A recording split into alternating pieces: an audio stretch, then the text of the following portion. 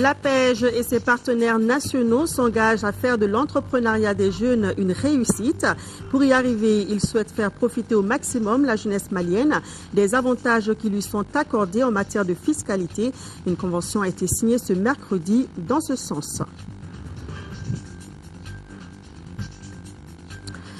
Les Grecs sont sous le choc depuis l'arrêt des chaînes de la télévision publique ERT mardi soir.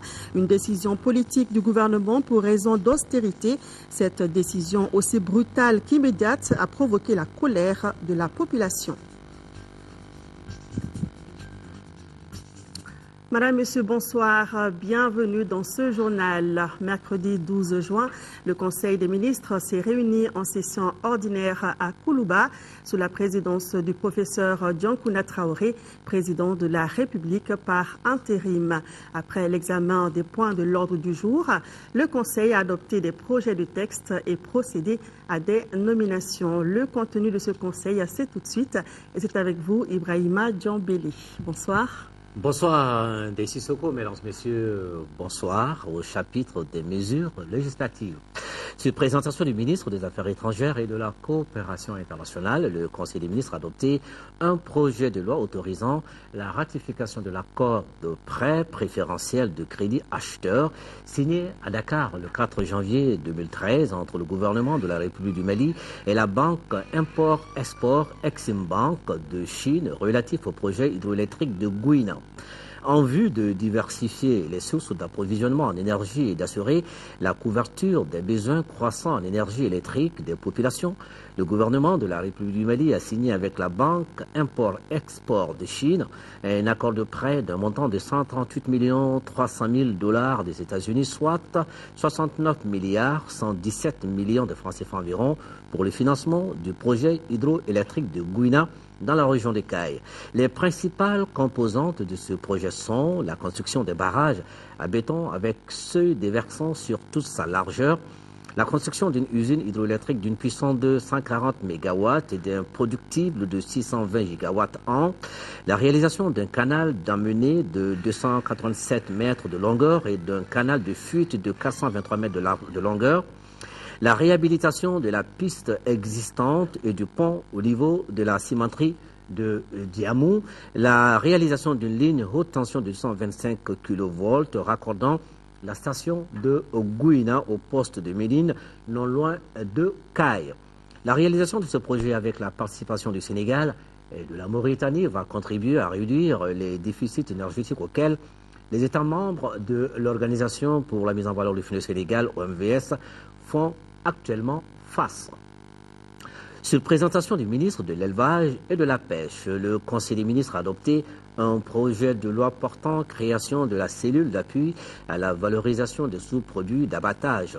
La production des sous-produits d'abattage est estimée à 23 010 tonnes par an, soit 76,7 tonnes par jour pour les abattages contrôlés. Ce chiffre est appelé à augmenter avec l'accroissement démographique, le changement des habitudes alimentaires et l'exportation de la viande à la place de bétail sur pied. Dans le souci d'accroître la contribution du secteur de l'élevage à la croissance économique, notre pays a entrepris des actions visant à valoriser les sous-produits d'abattage par leur transformation en farine animale, en engrais et en énergie. Le projet de valorisation des sous-produits d'abattage initié dans ce cadre a bénéficié d'un prêt de la Baléa clôturé en 2012. En vue de consolider les acquis du projet et permettre la valorisation des sous-produits d'abattage à l'échelle nationale, il est apparu nécessaire de créer une structure pérenne pour mieux prendre en compte la problématique de la gestion et de la valorisation des sous-produits d'abattage. La création de la cellule d'appui à la valorisation des sous-produits d'abattage répond à cette préoccupation. La cellule, qui sera créée sous forme de service rattaché à la direction des productions et des industries animales, aura pour mission de coordonner et d'appuyer les activités de promotion et de valorisation des substances et matières issues de l'abattage d'animaux de boucherie. Elle devra contribuer à la mobilisation des financements, au renforcement des capacités et à la mise en synergie des acteurs du secteur.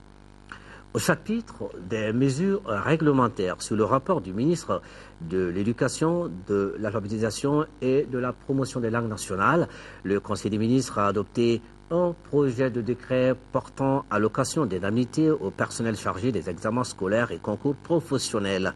Les indemnités accordées au personnel chargé des examens scolaires et concours professionnels avaient été fixées par un décret du 4 juin 1998 modifié en 2007. Dans le cadre de l'amélioration des conditions de vie et de travail des enseignants, le gouvernement a engagé en 2011 des négociations avec les syndicats de l'éducation. La mise en œuvre de l'accord conclu avec les syndicats a rendu nécessaire la rélecture du décret numéro 98-194 du 4 juin 1998 modifié portant allocation d'indemnités au personnel chargé des examens scolaires et concours professionnels. Suite aux événements du 22 mars 2012, le processus de relecture a été interrompu. Le présent projet de décret s'inscrit dans ce cadre et le revoit à la hausse les taux des indemnités alloués au personnel chargé des examens scolaires et concours professionnels. Sur le rapport du ministre de l'Économie, des Finances et du Budget, le Conseil des ministres a adopté un projet de décret portant approbation du marché relatif à la fourniture, à l'installation des équipements de production et à la construction d'un bâtiment devant abriter les équipements de la chaîne 2 TV de l'ORTM. L'Office de radio-télévision du Mali, dans le cadre de la mise en œuvre de son plan directeur de développement, a décidé de mettre en place une deuxième chaîne TV en vue de désengorger l'unique chaîne en service depuis 1983, d'accroître et d'améliorer la qualité et la capacité de production et de diffusion télévisuelle. Le présent marché conclu dans le cadre de la réalisation de ce projet porte sur la fourniture, l'installation des équipements de production et la construction d'un bâtiment devant abriter les équipements de la chaîne 2 TV. Il est attribué après appel d'offres à la société Studiotech SA pour un montant de 1,930 milliard de francs CFA environ et un délai d'exécution de 150 jours. Le financement est assuré par le budget national Fonds Sautelment. La mise en service de la chaîne 2 TV de l'ORTM permettra entre autres de mettre l'accent sur le partenariat entre le public et le privé en matière de production et de doter l'ORTM d'un outil moderne, efficace pour stimuler et appuyer le développement social, culturel, économique et touristique par la diffusion de programmes de proximité. La chaîne 2, qui sera entièrement numérisée et basée sur les technologies de pointe, tant au niveau de la production que de la diffusion, diffusera 24 heures sur 24. Au chapitre des mesures individuelles, le Conseil des ministres a procédé aux nominations suivantes. Au titre du ministère des Affaires étrangères et de la coopération internationale, ambassadeur du Mali à Bruxelles, M. Sekou Bassissé, conseiller des Affaires étrangères. Ambassadeur du Mali à Niamey, M. Alhamdou Ag Ilien, administrateur civil. Au titre du ministère de l'Environnement et de l'Assainissement, secrétaire général, M. Mahamadou Zibo Maïga, inspecteur des services économiques. Directeur général de l'Agence du bassin du fleuve Niger, M. Issa Togo, assistant de recherche. Au titre du ministère de l'Éducation, de l'Action humanitaire, de la solidarité et des personnes âgées, conseiller technique, M. Sanidie Al-Kaïdi Touré, administrateur de l'action sociale, M. Abdoulaye Diabaté, inspecteur du Trésor, inspecteur à l'inspection des affaires sociales, Madame Marietou Kabisoko, administrateur de l'action sociale. Messieurs Soko, à vous. Merci Ibrahima Djambélé. Nous poursuivons ce journal avec la page élection qui viendra juste après ce jingle.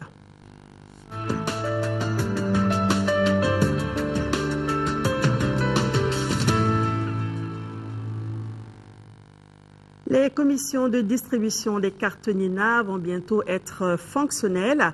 En attendant, les membres de ces commissions commenceront une formation à partir de vendredi prochain. Par contre, les membres des commissions administratives, eux, sont déjà à l'œuvre depuis quelque temps. Pour plus de précisions, suivant les explications du gouverneur du district de Bamako, Georges Togo est au micro de Alousseni Touré. Pour ce qui concerne les cartes NINA, nous ne sommes pas arrivés encore au stade de distribution. Nous sommes pour le moment au stade de formation des équipes qui seront chargées de la distribution de ces cartes. Bien sûr, il y a eu déjà une première séance de formation au niveau de toutes les communes et 2 séances de rattrapage pour les retardataires au niveau de notre salle de conférence ici. Mais ce qui s'est passé ne nous a pas donné entière satisfaction. Il y a eu beaucoup d'absences. Et lors des séances de formation aussi, l'effectif était tel qu'on peut douter de la qualité de la formation reçue. C'est pourquoi le département a jugé nécessaire de reprendre cette formation, cette fois-ci en l'organisant de mieux. Cela nous a amené à créer des groupes de formation. Nous en sommes à 18 groupes dans tout le district de Bamako. Des groupes dont l'effectif varie entre 80 et 100. Donc ces formations vont commencer le vendredi pour s'achever le dimanche. Et chaque groupe aura une demi-journée de travail. Ce que nous souhaitons aujourd'hui, c'est que tous les jeunes qui sont retenus sur nos listes officielles pour être membres des équipes de formation, que chacun s'assure que cette fois-ci, le travail est mieux organisé et qu'ils doivent participer pleinement à cette nouvelle séance de formation.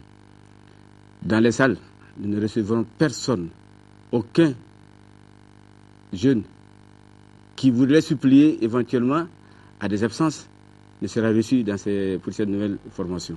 Les équipes seront chargées après cette formation, lorsque la date de démarrage officiel de la distribution sera donnée.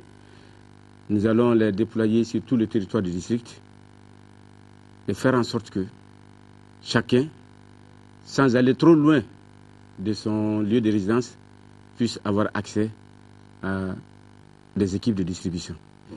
Alors, quel sera le rôle des commissions administratives? Les commissions administratives sont aujourd'hui à pied d'œuvre au niveau de chaque commune. Elles sont chargées de procéder donc à l'établissement des listes électorales. Le département, à travers la DGE, a mis à la disposition de toutes les communes la liste des électeurs potentiels. Il revient à chaque citoyen, tous ceux qui savent qu'ils ont été enrôlés lors du RAVEC, de passer voir au niveau de ces commissions pour s'assurer qu'ils sont effectivement sur les listes. Ensuite, de déterminer au besoin leur lieu de vote. Et pour ceux qui ont changé de domicile entre-temps, d'aller déclarer les nouveaux lieux où ils veulent aller voter. Les nouvelles communes où ils résident et où ils voudraient voter. Les vérifications peuvent se faire jusqu'à quelle date? Bon, les vérifications ont lieu jusqu'au 15 de ce mois. Et à partir du 16 déjà, c'est une autre séance de travail qui commence. Et puis le gouverneur du district de Bamako informe l'ensemble des agents retenus pour la remise des cartes NINA qu'une session spéciale de formation sera organisée à leur intention les vendredis 14 et samedi 15 juin à partir de 9h dans la salle de conférence du gouvernorat du district de Bamako et dans les salles retenues par les maires. À cet effet, les listes des groupes de formation constitués pour la circonstance et affichés dans les différentes mairies du district de Bamako peuvent être consultés par les intéressés dès demain, jeudi 13 juin. Le gouverneur du district rappelle que seuls les agents ayant leur nom sur la liste officielle seront acceptés à cette ultime formation. La présence de tous est obligatoire. À Koulikoro, l'ONG Association pour le développement durable en Afrique, ADAF, s'engage à accompagner le processus électoral dans notre pays. Elle vient de procéder au lancement de ses activités axées sur la sensibilisation citoyenne soutenue par le PNUD. Fousseni Tunkara. Au Mali, le constat montre que le taux de participation aux élections reste un défi important à relever, de même que l'implication active des femmes et des jeunes au processus électoral. C'est pour jouer toute sa partition afin de renverser la tendance que l'ONG Association pour le développement durable en Afrique, ADAF, a initié cette rencontre. Rencontre pour expliquer aux autorités régionales ce qu'elles comptent faire pour accompagner le processus électoral.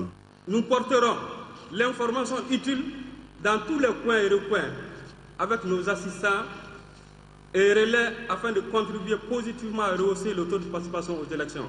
Pour mener à bien ce travail de sensibilisation, l'ONG-ADAF est épaulé par le programme des Nations Unies pour le développement PNUD à travers son programme d'appui au processus électoral. Les activités de l'ADAF seront menées conjointement avec les autres acteurs engagés dans le processus électoral, particulièrement avec l'administration publique. À l'ONG ADAF, je leur dis de continuer sur ce chemin parce que ça permet d'élever le taux de participation au niveau national même. Il ne faut pas qu'ils s'arrêtent au niveau de Koulikoro, il faut qu'ils aillent dans les autres régions pour la même chose. Auparavant, portant sur l'importance du retrait de la carte Nina et du vote massif à édifier l'assistance.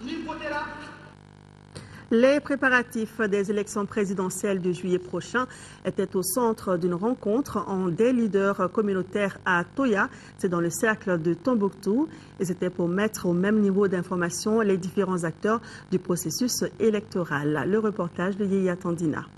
Cette rencontre avec les leaders communautaires, jeunes et femmes à Toya, chef-lieu de la commune de Alafia dans le cercle de Tombouctou, avait 3 objectifs principaux.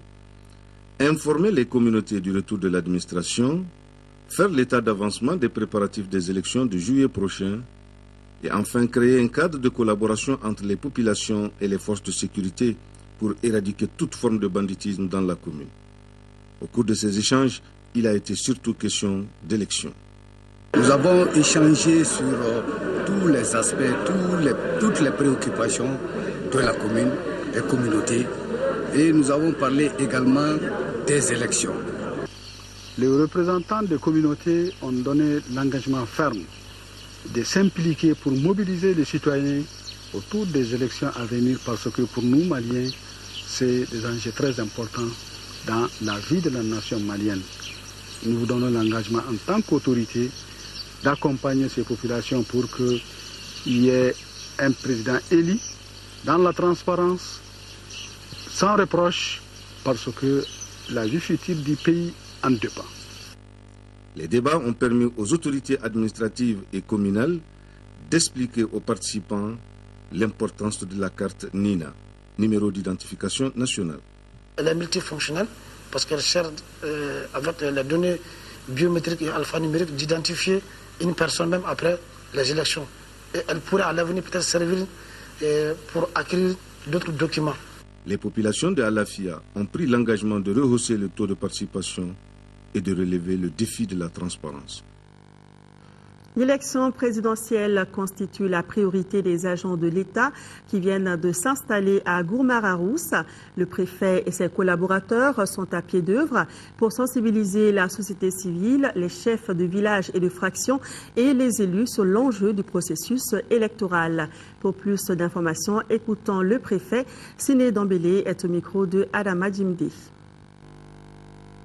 Par rapport aux préparatifs des élections, tous les sous-préfets sont sur place. Nous avons commencé d'abord à mettre en place les commissions locales d'organisation, tant au niveau local que communal. Et ensuite, nous avons demandé aux sous-préfets de prendre certains actes et en même temps au niveau local qu'au niveau communal. Par rapport au reste des travaux, aujourd'hui tous les documents électoraux relatifs à l'établissement des listes électorales biométriques sont sur place.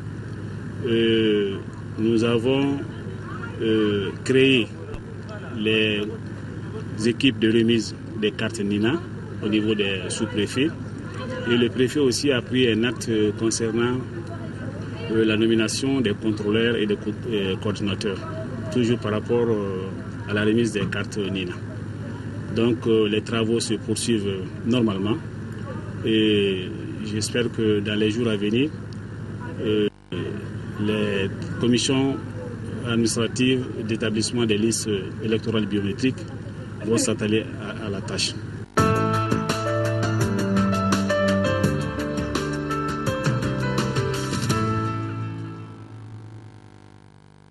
Le ministre de la Communication, porte-parole du gouvernement, informe la presse nationale et internationale que le gouvernement, à travers le ministre de l'économie, des finances et du budget, le ministre de la Poste et des nouvelles technologies et le ministre de la Communication, porte-parole du gouvernement, animera demain jeudi à partir de 11h au ministère des Finances une conférence sur le processus d'octroi de la 3e licence de téléphonie globale au Mali. Ce sera donc demain, jeudi, à partir de 11h au ministère des Finances.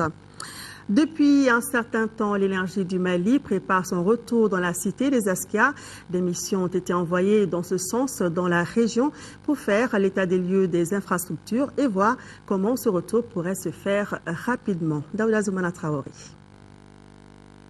La ville de Gao, une grande consommatrice de l'eau et de l'électricité, a rompu avec les habitudes à cause du conflit. Les installations ont été dégradées et le personnel a abandonné sa position par peur des bandits armés. Mais le retour de la paix et le retour des réfugiés et déplacés créent en la SOMAGEP et en l'EDMSA un grand besoin.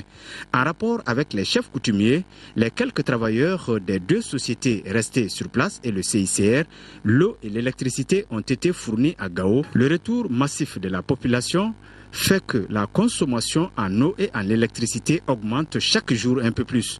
Pour y faire face, il faut des mesures durables. Le grand problème, c'est d'abord, vous savez, pendant plus de 2 ans, il n'y a pas eu de maintenance appropriée.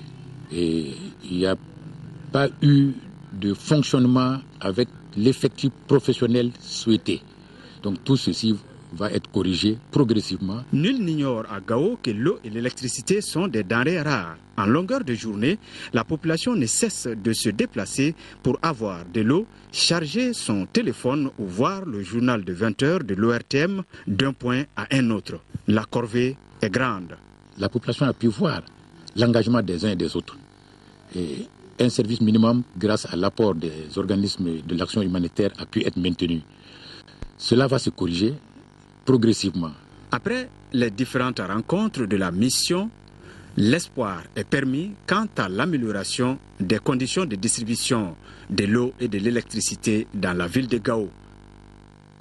Le gouverneur de Mopti vient de boucler une tournée dans la région. Ibrahim Hama était allé échanger avec les populations sur la consolidation de la paix et le renforcement du processus de réconciliation nationale. Yacouba Maïga nous en dit plus. Après les cercles de Douanza, Tenenkou, Youarou, Djenné et Mopti, c'était au tour des circonscriptions de Koro, Bankas et Bandiagara au pays d'Ogon d'accueillir le gouverneur de la région de Mopti pour la dernière étape de sa tournée de prise de contact avec les populations. Ici, comme partout ailleurs dans la région, les messages n'ont pas changé. Ils ont trait à la consolidation de la sécurité et de la paix, au renforcement du processus de réconciliation sociale et communautaire et à l'organisation d'élections transparentes et apaisées. Nous avons rencontré une administration dynamique. Nous avons rencontré des populations travailleuses. Nous avons rencontré des collectivités qui se battent chaque jour pour transformer l'adversité en opportunité de développement. Ces localités, par leur position de proximité avec la ville de Douanza, jadis occupée, ont été affectées par la crise sécuritaire, mettant ainsi à mal les activités touristiques et culturelles dont l'économie de la zone est fortement tributaire. À cela vient s'ajouter d'autres préoccupations auxquelles le chef de l'exécutif régional est resté très attentif. Pour ce qui concerne les préoccupations qui se justifient, nous les avons donné les informations parce que sur beaucoup de questions, les populations n'avaient pas toute l'information sur ce que l'État est en train d'entreprendre. Nous les avons informés des mesures en cours, des chantiers qui ont démarré ou des chantiers en voie de démarrage. Le gouverneur Ibrahim Hama a mis cette visite à profit pour découvrir les immenses potentialités dont regorge le sous-bassin du fleuve Sourou dans la zone frontalière de Baye dans le cercle de Bankas avec le Burkina Faso. Il a par la même occasion rendu des honneurs au détachement militaire togolais fort de 149 hommes basés à Koro dans le cadre de la MISMA. Le ministre de l'Industrie et du Commerce est en visite dans la région de Caille. Il a procédé à l'inauguration des locaux de la toute nouvelle direction régionale de l'industrie de Caille. Une direction qui a coûté plus de 108 millions de francs CFA, entièrement financée sur le budget national. Kansoto Kanouté. Les nouveaux locaux de la Direction régionale de l'industrie des Cayes sont désormais fonctionnels à travers son inauguration ce lundi par le ministre du Commerce et de l'Industrie. D'un coût global de 109 millions de francs CFA entièrement financé par le budget national, cette nouvelle bâtisse de la Direction régionale de l'industrie des Cayes est composée de 7 bureaux, d'une salle de conférence, de 3 toilettes, d'une loge pour le gardien. Dans le cadre de la restructuration de la Direction nationale des industries, il a été créé des directions régionales chargées de la mise en œuvre à l'échelle régionale de la politique de développement industriel, à travers la promotion et la création d'entreprises industrielles et la transformation des matières premières locales. La création et l'inauguration de la Direction régionale de l'industrie des Cayes s'inscrit dans cette optique. Dans son discours, le ministre a souligné le paradoxe relevé dans le recensement industriel 2010 qui classe la région de Cayes au 6e rang avec seulement 13 unités industrielles alors que la région de Cayes dispose d'immenses potentialités, notamment dans le domaine minier et agro-silvopastoral. La Direction régionale de l'industrie des Cayes se doit de corriger ce paradoxe en relation avec les autorités et l'ensemble des opérateurs économiques de la région. Dans cette optique, la Direction régionale de l'industrie des Cayes se doit d'offrir un cadre d'échange et de dialogue propice à la promotion des investissements industriels, comme ce fut le cas avec la création de l'usine de production de ciment de Wassem à Gongonteri, l'usine de production de marbre de la société Stone à Sénikeli et l'usine de production de carreaux de Kalimat à Cayes. Selon le maire de la commune rurale de Koulou, l'inauguration de ce joyau est la preuve concrète de la détermination du gouvernement de faire de l'industrialisation de notre pays le moteur de développement, facteur de croissance et de création d'emplois. Le ministre, accompagné d'une forte délégation, a ensuite procédé à la coupure du ruban, suivie de la visite des nouveaux locaux de la Direction régionale de l'industrie de Cayes. Ici à Bamako, le président du collège transitoire de la Chambre de commerce et d'industrie du Mali a animé ce matin une conférence de presse. C'était pour mieux informer les journalistes sur le procès qui l'oppose au président sortant. Conférence suivie par Agibou Koulibaly. Le 6 juin dernier, la section administrative de la Cour suprême a décidé que le collège transitoire de la Chambre de commerce et d'industrie du Mali demeure en place jusqu'aux prochaines élections consulaires. On ne peut être que satisfait parce que ça nous sort de la turbulence, ça nous sort de l'affrontement inutile. Ça nous permet sereinement de concevoir les axes de promotion, d'appui, service aux entreprises pour leur prospérité. On ne peut pas sereinement concevoir un appui, un conseil tant que par ailleurs on est en conflit.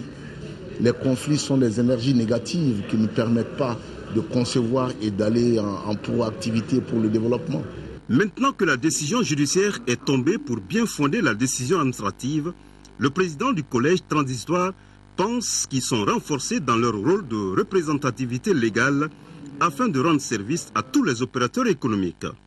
Nous allons dans nos stratégies voir avec les associations et groupements professionnels comment créer un cadre de concertation pour que nous restons ensemble, que nous demeurions ensemble pour la mise en œuvre de ces activités-là qui vont impacter nos activités. Pour le collège transitoire, il s'agit de communiquer suffisamment sur les activités de la Chambre de commerce et d'industrie du Mali, ajoute le président Konaté. La salle de conférence du Carrefour des Jeunes de Bamako a servi de cadre ce matin à la cérémonie de signature d'une convention entre l'APEJ et ses partenaires nationaux. Cette convention permettra d'informer et de sensibiliser les jeunes entrepreneurs potentiels ou en activité sur les avantages fiscaux et juridiques qui leur sont accordés par le Code des impôts. Moustapha Ni. La signature de convention entre l'Agence pour la promotion de l'emploi des jeunes et ses partenaires a pour objectif d'informer et de sensibiliser les jeunes entrepreneurs sur les avantages fiscaux et juridiques accordés aux jeunes par les codes des impôts. La convention devra permettre aux jeunes entrepreneurs de mieux réussir leur premier pas dans l'entrepreneuriat. En acceptant cette convention, vous décidez au-delà de vos missions respectives de contribuer au développement économique de notre pays à travers la promotion de l'emploi des jeunes. Précisément, vous agissez sur le secteur pourvoyeur d'emploi tel que reconnu partout dans le monde. Il s'agit de l'appui au secteur privé par la création d'entreprises viables par les jeunes. Cette journée de sensibilisation fisco-juridique, nous les jeunes de sans emploi, si on n'a pas pu être intégrés à la fonction publique, que cette journée nous permettra de bien concevoir certaines choses et de nous financer dans nos projets agricoles. À travers cette convention, les responsables de l'APS s'engagent à assurer le respect des engagements pris. Ces journées d'information et de sensibilisation demeurent sans nul doute des moments propices permettant au jeune public de se retrouver et de comprendre un certain nombre de mécanismes liés à leur propre insertion professionnelle. L'APEJ, à son tour, s'engage à assurer la coordination des actions entre les partenaires et à contribuer à la réussite des activités de la présente convention. La journée de sensibilisation sera organisée aussi dans chaque coordination régionale de l'APEJ. Au cours de ces activités, 2000 jeunes entrepreneurs de 18 à 40 ans seront formés sur les avantages juridiques et fiscaux en vigueur dans notre pays. En Afrique du Sud, après 4 jours d'hospitalisation, Nelson Mandela répond mieux au traitement. Information donnée par le président Jacob Zuma à l'Assemblée nationale. Il s'est dit satisfait des progrès réalisés par le héros de la lutte anti-apartheid, hospitalisé pour de nouveaux problèmes pulmonaires. L'Afrique du Sud est en prière, partagée entre inquiétude, résignation et le souhait que Madiba aille mieux. Tenu éloigné de la clinique où est hospitalisé Nelson Mandela, la presse venue du monde entier se contente des allées et venues des berlines officielles et de quelques images tournées de loin. L'ex-femme du président, Winnie, est de nouveau passée, ainsi que leur fille Zenani. Après 5 jours d'hospitalisation, la première nouvelle positive sur l'état de santé de Mandela a été apportée par Jacob Zuma alors qu'il s'exprimait à la tribune de l'Assemblée nationale.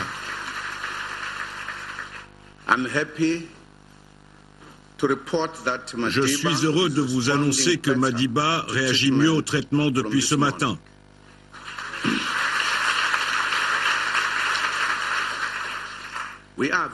Nous sommes très heureux des progrès qu'il fait dorénavant après ces derniers jours qui ont été difficiles. Dans les rues aussi, personne ne veut imaginer le pire et tous s'accrochent à la moindre lueur d'espoir.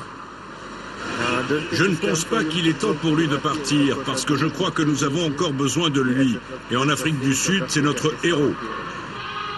Toutes générations confondues, les Sud-Africains se mobilisent, prient et chantent, comme ici, les enfants d'une école primaire de Johannesburg devant le domicile de Mandela, souhaitant un prompt rétablissement au père de la nation. Voilà, nous souhaitons un prompt rétablissement à Madiba. Hors du continent, en Grèce, quelques heures seulement après l'annonce par le gouvernement de la fermeture de la radio-télévision publique ERT, les 3 chaînes publiques ont cessé d'émettre, laissant le téléspectateur face à un écran noir. C'était hier soir à 23h heure locale. Le gouvernement évoque des mesures d'économie. Cette décision, aussi brutale qu'immédiate, a provoqué la colère des salariés, politiques, syndicalistes et citoyens. Tous expriment et dénoncent une décision autoritaire et antidémocratique.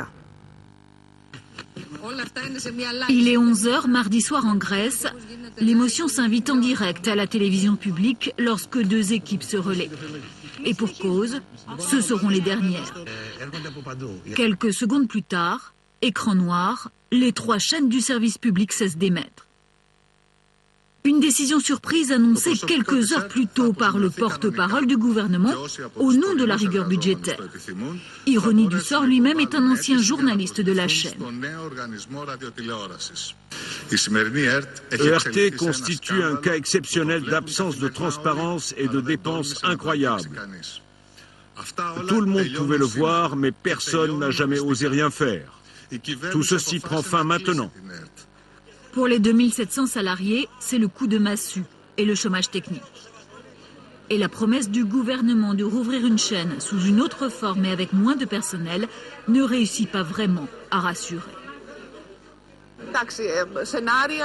On avait entendu beaucoup de rumeurs, de scénarios différents avec la fermeture de certaines chaînes et la réduction d'effectifs.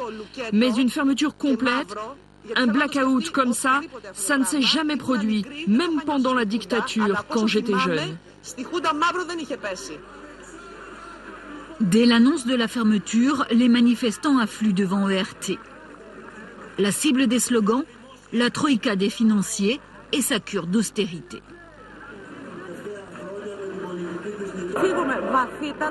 Je me sens insultée en tant que Grec.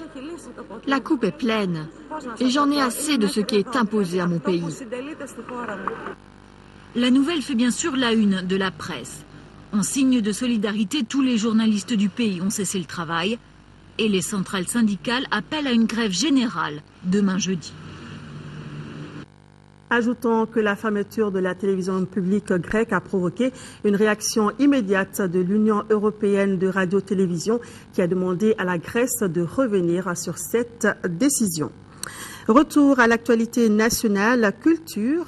L'hôtel Mondé a abrité un défilé de mode sur la valeur textile du coton malien. 8 collections de la styliste mozambicaine Memouna Schumann ont été présentées au public. La soirée était une initiative du label Afro Fashion en collaboration avec l'association Mali Mode. Cheikh Oumar Sangaré y était suivant son reportage. Ce sont 8 collections dont celles des enfants, des hommes, des femmes, du grand jour et autres des plages qui ont été présentées au public. Elles sont toutes de la styliste mozambicaine Meimouna Schumann, directrice d'Afro Fashion.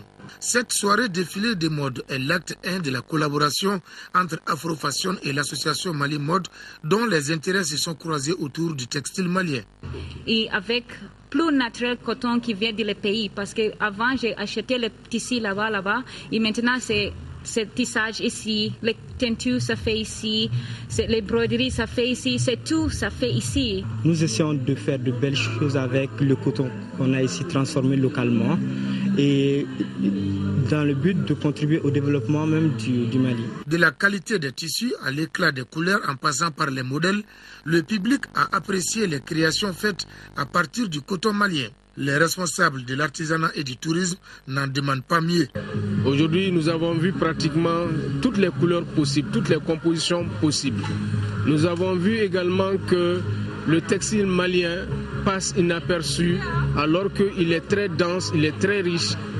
Et aujourd'hui, les coupes qu'on a vues, les styles créés font de l'espoir qu'au Mali, il y a de la place pour la création, pour la créativité, à partir essentiellement de la matière première qui est la nôtre.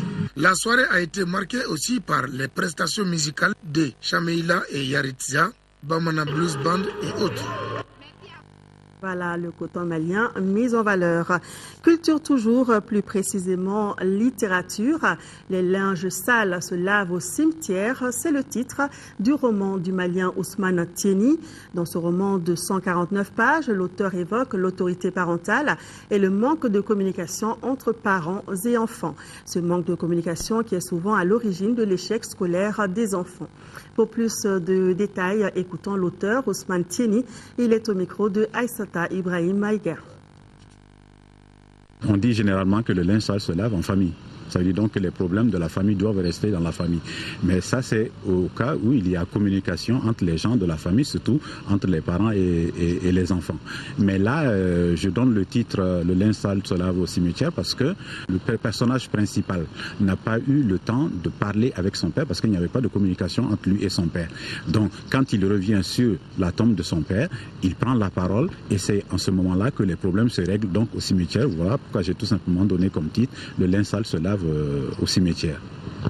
Le linge sale lavé au cimetière est-il définitivement lavé parce qu'il n'y a pas de personne, il n'y a pas de communication, pas de dialogue? Le problème le plus important, c'était que le jeune homme dit ce qu'il avait sur le cœur. Il avait quelque chose à dire à son père, il n'a pas pu le faire quand il était jeune et il le fait sur la tombe de son père. Que le père soit absent, ce n'est pas ça le plus important. Est-ce que vous n'êtes pas en train de mettre en cause l'éducation traditionnelle un peu sévère dans certaines familles? Certains de ces aspects, notamment le manque de communication entre les parents et les enfants. Dans la société traditionnelle, il y avait des critères dans l'éducation. Si le père ne pouvait pas dire quelque chose, c'était les oncles et les tantes qui le disaient. Donc la communication passait de ce genre. Mais généralement, entre le père et les enfants, surtout à un certain âge, il n'y a pas de communication. On doit obéir aux règles édictées par le père, un point, un trait. Donc c'est ça que je veux dénoncer. Voilà, le linge sale se lave au cimetière de Ousmane Tieni, un roman à avoir dans votre bibliothèque. Sport football, hier au compte de la 25e journée du championnat national de Ligue 1, l'ASB s'est incliné 2-1 devant le Djoliba AC. C'était au stade Modibo Keïta, un match joué à huis clos pour cause d'incidents survenus lors de la 23e journée au cours de la rencontre Djoliba, Office du Niger Sport de Ségou. Une première dans l'histoire du football malien. Koumbania Mbili. Entendu et vu à la télé, mais jamais le football malien n'a connu de huis clos. Et cela s'est passé ce mardi 11 juin 2013 au stade Modibo Keïta lors du match ASP Djoliba AC, suite aux incidents ayant émaillé le match de la 23e journée entre le Djoliba AC et l'Office du Niger Sport, soldé par 2-1 en faveur de l'Office du Niger Sport. Malgré la forte mobilisation des agents de la sécurité, il y a toujours un plan B. Ici, sur la tribune Serpent. Un match à huis clos est un match qui se joue sans supporters dans les gradins. Au compte de cette 25e journée, ce sont les Rouges de Bamako qui font la bonne opération en s'imposant 3-1 devant l'association sportive de Bamako. La première partie est à l'avantage du Djoliba AC qui ouvre la marque à la 44e minute, une œuvre de Sédou Diallo. 2 minutes plus tard, Mamadou Sidibé signe le second but juste avant la pause, à la conclusion d'un joli mouvement d'ensemble. 2-0 pour les Rouges de Bamako. Conscients de leur position dans le classement, soit avant-dernier avec 21 points, les pensionnaires de Garanti-Gibougou reviennent en seconde période avec un nouveau visage. 49e minute, Mamadou Diallo de la tête réduit la marque pour l'ASB. À 2-1, l'ASB relâche, chose qui va permettre au Djoliba AC d'inscrire un troisième but à la 84e minute grâce à Mamadou Sidibé, son doublé de la soirée. 3-1 pour le Djoliba AC, c'est le résultat au terme de la rencontre. L'association sportive de Bamako reste toujours dans la zone de relégation avec 21 points. Quant au Djoliba AC, il occupe désormais la 3e place au classement avec 46 points. Le Djoliba AC jouera également à huis clos lors de la 26e journée contre le Nianan de Koulikoro, en plus de l'amende d'1 million de francs CFA. Voilà, le match Djoliba AC ASP s'est bien terminé sur le score de 3-1, victoire du Djoliba AC. Le programme se poursuit tout à l'heure avec une émission consacrée au fichier électoral biométrique, mode d'emploi. L'ORTM ouvre le micro au général Siaka Sangaré, délégué général aux élections. Pourquoi un fichier biométrique? Quels sont ses avantages et ses inconvénients? Le général Siaka Sangaré répond à toutes ces questions dans l'émission présidentielle 2013, Les vrais enjeux.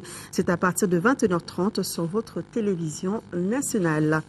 Voilà, c'est tout pour ce soir. Merci d'être resté des nôtres. Je vous retrouve demain soir, mais avant, vous serez avec Sira Bakili. Merci de rester sur notre antenne et de visiter notre site www.ortm.ml. Bonsoir à tous.